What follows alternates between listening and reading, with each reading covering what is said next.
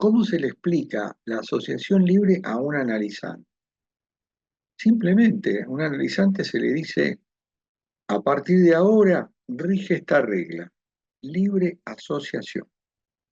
Como dijo Freud, hagan de cuenta que van viajando en un tren, todo lo que ven por la ventanilla me lo cuenta sin filtro. Yo sé que es un imposible, es un ideal, pero yo tengo que decirle cuál es la regla fundamental, más allá de que no la pueda cumplir. Y les cuento un caso reciente. Una mujer pide análisis, tiene 44 años, está en una fuerza, no voy a decir cuál. Se nota que es una mujer de mucho carácter. Nunca hizo psicoanálisis, no sabe qué es el psicoanálisis.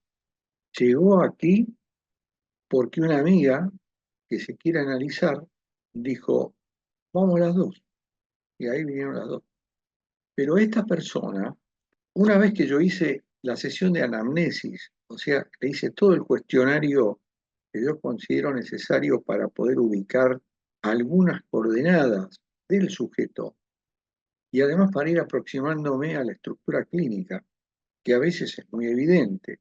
En este caso estamos hablando de una mujer neurótica común y corriente que tiene una vida normal, que tiene un trabajo, que tiene unos hijos, que tiene un agujero en lo vincular amoroso sexual en este momento, lo cual es un motivo de angustia, motivo de tristeza. Entonces, cuando termina la primera sesión, la anamnesis, yo le pregunto siempre, ¿cómo te sentiste? ¿Te querés analizar conmigo? Entonces, muy entusiasmada, me dice que sí. Yo me quiero analizar con usted, porque además me trata de usted y me dice doctor.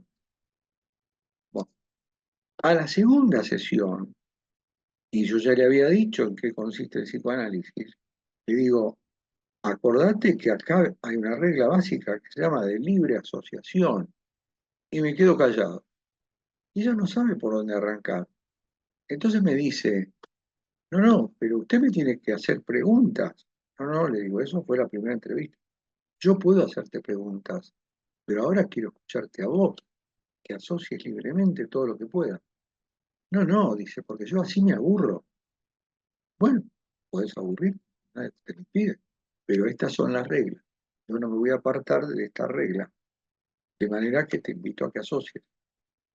Entonces, fue un tiempo en donde ella quería imponer su punto de vista en base a que este método la aburre, al revés de la primera sesión, en donde ella se sintió muy cómoda porque yo le hacía preguntas. Sí, pero eso fue la entrevista preliminar y tiene ese nombre además, que no deja de ser una sesión. Es más, a partir de todo lo que le pregunté, le dije, yo no sé si vos necesitas un psicoanálisis, porque no veo un motivo de consulta claro, más allá de esto que, bueno, a partir de ahí me dijo que se sentía sola y demás. Pero en la segunda sesión, cuando ya aparece con este discurso, en donde está confrontando conmigo a ver cómo tiene que ser este proceso, yo ya estoy poniendo entre paréntesis la posibilidad de un análisis con ella. Dalia, Hola, profe, hola, grupo. ¿Nos puedes hablar sobre los silencios en las sesiones psicoanalíticas? ¿Cómo lo aborda la teoría? ¿sí? Bueno, yo les traje un verbo que es el verbo alojar. Alojar es un verbo que ustedes tienen que tener siempre presente porque proviene prima facie de la función materna. Alojar lo que viene del otro. Silencio, odio, confrontación, lo que venga. Enamoramiento, lo que venga del otro. Yo lo alojo, le doy lugar. Por lo tanto, frente a un silencio, yo también le doy lugar, porque es un significante. Ahora, no voy a repetir esto que hacen muchos analistas de quedarse todo el tiempo en silencio, esperando que el otro hable, y esto hay mucho, por lo menos Buenos Aires, que es un disparate absoluto. Les he contado que cuando yo cursaba, un analista dijo, yo estuve 3 años sin hablar con una paciente porque ella no hablaba. El tipo se jactaba de eso y me pareció una imbecilidad absoluta. Yo no sabía nada de esto todavía. Entonces yo alojo el silencio un rato, por un momento, y después vuelvo a insistir. Hablo, le pregunto, ¿qué estás pensando? Esta pregunta es crucial. Cuando hay silencio, después de alojarlo, hay que preguntar, ¿en qué estás pensando? ¿Por qué? Porque la cabeza nunca está vacía. Entonces no hay expresión de la libre asociación, pese a que existe una libre asociación. No existe la cabeza vacía que no está pensando en nada, en blanco, menos en análisis. El analizante está lleno de preguntas, lleno de dudas, lleno de sufrimientos que puede contar, situaciones por las cuales vivió toda la semana anterior, recuerdos de la infancia, recuerdos de esto y de lo otro. Si algo hay a disposición del sujeto, es discurso. Ahora, hay gente que no lo larga, no lo dice. Si esto persiste en el tiempo, habrá que plantearse si esto es viable o no como dispositivo analítico para ese sujeto. Ahora, ¿de dónde viene esta cuestión del alojar? De una noción de la madre suficientemente buena de Winnicott, que es el concepto de reverie. Reverie significa que estoy frente a un ser que mayormente está tomado por el odio. Yo no voy a responder con odio, voy a alojar ese odio y lo voy a transformar en amor, y soy la madre, porque si no, no va a sobrevivir. Una madre se tiene que bancar el odio de un bebé, porque tiene este nombre, odio. El bebé rechaza todo, a veces hasta rechaza ser alimentado. ¿Por qué? Porque viene de perder el paraíso. Una vez que salió del vientre materno, le cae la ficha corporal de que ahora las cosas son diferentes, ahora es un caos, todo esto es horrible.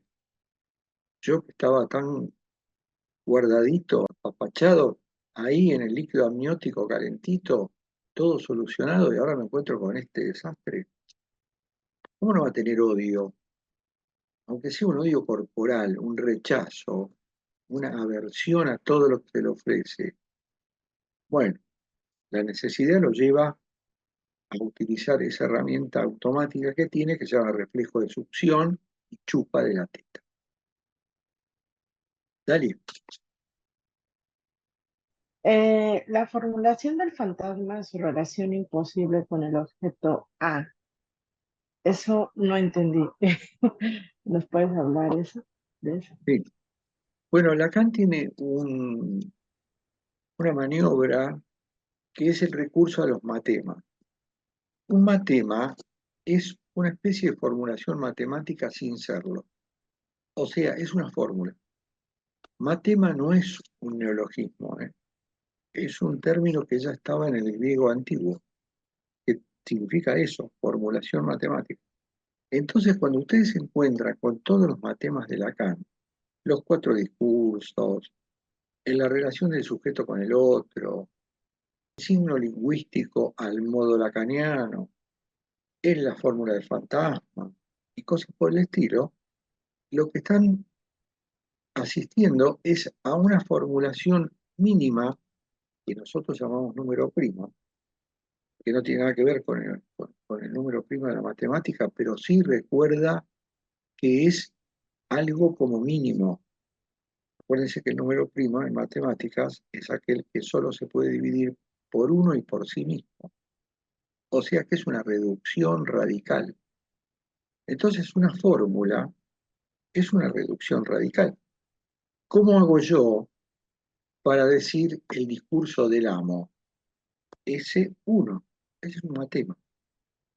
No tengo que decir un discurso desplegado por el cual el amo muestra su poder. No, yo reduzco a un símbolo, S mayúscula, uno, significante del discurso del amo, y todo el mundo ya sabe, si está en esto, que me estoy refiriendo al amo. Y lo que me interesa del amo es su discurso en sus dos acepciones, lo que dice y la posición que toma. Y este segundo punto se lo debemos a Foucault. Michel Foucault habló del discurso como lugar topológico desde el cual se habla, no el discurso proferido meramente por una persona, sino el lugar desde donde se habla. Por ejemplo, yo hablo aquí en este espacio, en este encuadre, desde el S2, que es el discurso universitario. Hablo desde un supuesto saber. ¿Y dónde está la suposición de que yo lo sé todo, como me lo dijeron el otro día? Yo no lo sé todo, pero yo para dar cuenta mediante un símbolo de cuál es mi posición, tengo que decir, lo mío es S2. La fórmula del fantasma, que se dice así, sujeto losange, objeto A. El losange es un rombo. Ese símbolo, que es tomado de la teoría de los conjuntos, significa relación, en todo el sentido de la palabra relación. Pero como el objeto A participa de los tres registros, en uno de ellos, que es cuando el objeto A participa del registro real, lo imposible, ¿cómo lo defino? Como un ideal inalcanzable. Por eso hablo, dice Lacan, de la relación imposible del sujeto con el objeto de deseo. ¿Por qué imposible? Porque nunca lo va a encontrar el objeto de deseo. Nunca va a encontrar el objeto de deseo como nunca va a encontrarse con el falo. Es un operador, son operadores. ¿Y para qué sirven los operadores? Para entender, para evolucionar, para andar. Nosotros vamos detrás de objetos A y tenemos un antecedente de los objetos a partir de que tenemos una historia de objetos caídos desde que nacimos hasta ahora. Nosotros vamos permanentemente alcanzando y perdiendo objetos que no son ideales, pero yo puedo tomarlos como ideales. Por ejemplo, un objeto de deseo, un objeto de amor. Cualquiera de ustedes que haya estado enamorado en serio lo sabe. Por lo tanto, yo creo que todos ustedes saben de qué hablo. En el enamoramiento, el sujeto entregó todo el poder a un supuesto objeto A, porque cree que ese es el objeto de deseo absoluto. Por eso el enamoramiento es un estado de enajenación, como planteó Freud en Psicología de las Masas y Análisis del Yo. ¿En qué línea está el enamoramiento?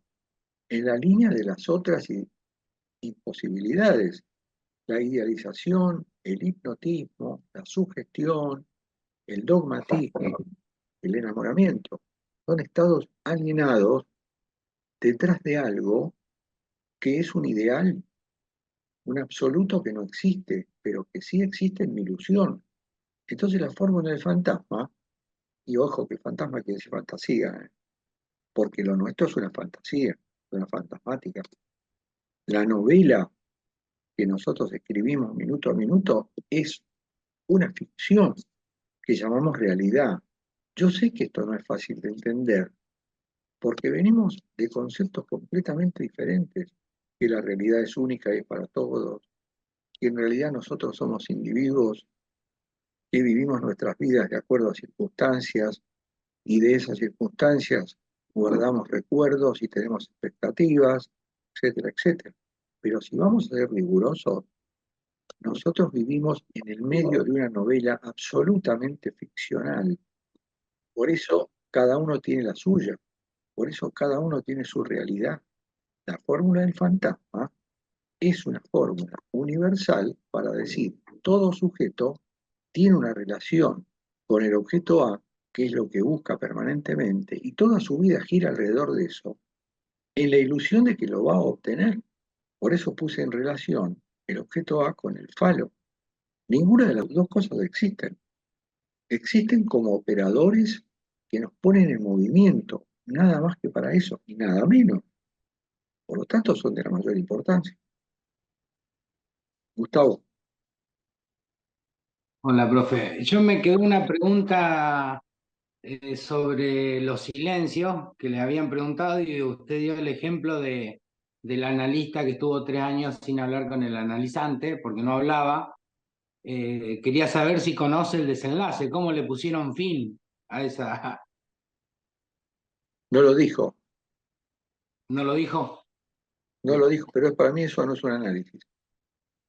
Para mí un análisis es una conversación un poco exótica entre dos personas, en donde una de ellas está convencida de que el registro imaginario es lo que hay, y el otro sabe que el registro imaginario es un telón, es una proyección, es una ficción que oculta lo real, es imposible de ser abordado y formulado en lo simbólico.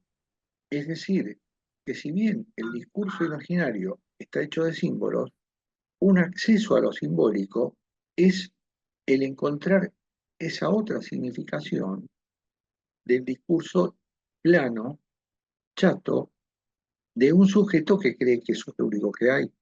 Entonces, cuando vos interpretás el análisis, que es un tiro que no se sabe de dónde viene, porque ese es el efecto y la eficacia que tiene el análisis, lo sorpresivo, en donde el sujeto habla y no se da cuenta que dice mucho más de lo que habla. ¿Qué más? Mario, ¿y el genitivo se manifiesta en el silencio? El genitivo es una forma del discurso. El genitivo está basado en una preposición que es de pertenencia, de o del. Cada vez que yo digo tal novela es de Marco de Nevi, estoy aplicando un genitivo en donde Marco de Nevi es el sujeto y la novela es el objeto. Pero hay momentos en que el genitivo lleva confusiones. Cuando yo digo, y muy específicamente en la teoría lacaniana, el goce del otro, ahí yo dudo de si es que yo estoy gozando del otro o el otro está gozando de mí. Como yo puse el ejemplo del asesino, ahí viene el asesino de Juan. ¿De qué se trata? ¿De que es un asesino el que viene y asesinó a Juan? ¿O Juan que es un asesino? Cuando hablamos del goce del otro, tenemos que tener en cuenta esta dualidad. Y en todo caso, hay algo que yo no puse en el texto, pero lo podemos traer ahora, porque si bien el deseo es el deseo del otro, mi deseo es el deseo del otro, en donde está claro el genitivo. Lacan dice, sí, el deseo es el deseo del otro, pero el goce es de uno. Por lo tanto, cuando yo digo el goce del otro, no estoy hablando en primera línea de que el otro goza de mí. Estoy diciendo que yo estoy gozando del otro y que cuando el otro goza de mí, también estoy gozando yo. Por ejemplo, si el que goza de mí es un torturador y yo soy un torturado, él está gozando en sí mismo y yo estoy gozando en mí mismo, pero son diferentes maneras de gozar, porque el otro goza desde el yo, se satisface, se vanagloria, puede hasta tener un orgasmo, y yo estoy sufriendo. ¿Y quién es el que goza en mí? Super yo que tengo adentro, que es mío, que también es heredado, ¿sí? Porque no nos olvidemos que el super yo es el heredero del complejo de Edipo. Pero una vez que lo tengo incorporado, es esa otra parte mía, y específicamente el padre sádico, es esa otra parte mía que me pone palos en la rueda al otro aspecto de mi ser, al aspecto consciente, al que está en el sistema psicológico. Mariana, bienvenida. Bien, ¿qué tal? ¿Cómo le va? No, que basado a lo que dijo recién, como yo tengo un ejemplo quizás que encuadra a lo que mencionó, con unos pacientes que su yo goza en el deporte, ¿no? Que hacen kickboxing y todo lo demás, y quieren ser campeones, etcétera, etcétera, pero lo que más disfrutan es que lo peguen, el golpe, Ah, ¿sí? Es su bueno, forma de castigarse de castigarse cuando consideran que algo está mal, o hicieron algo mal, o lo acusan de algo. Cuando está Sí. la competencia es como que se dejan pegar más, cuando podrían combatir de una manera diferente, y eso lo satisface al decir, Sí. claro, como soy una mierda o soy culpable, está bueno que me haya pegado. Sí. Pero su parte consciente entrenan para ganar, pero en Sí. sí les gusta más ser pegados. Bueno, muy buen ejemplo, Mariana. Nos vemos, gente. Estudien. Muchas Chau, chau. gracias. Gracias, profe. Gracias. Buenas Buenas noches. noches.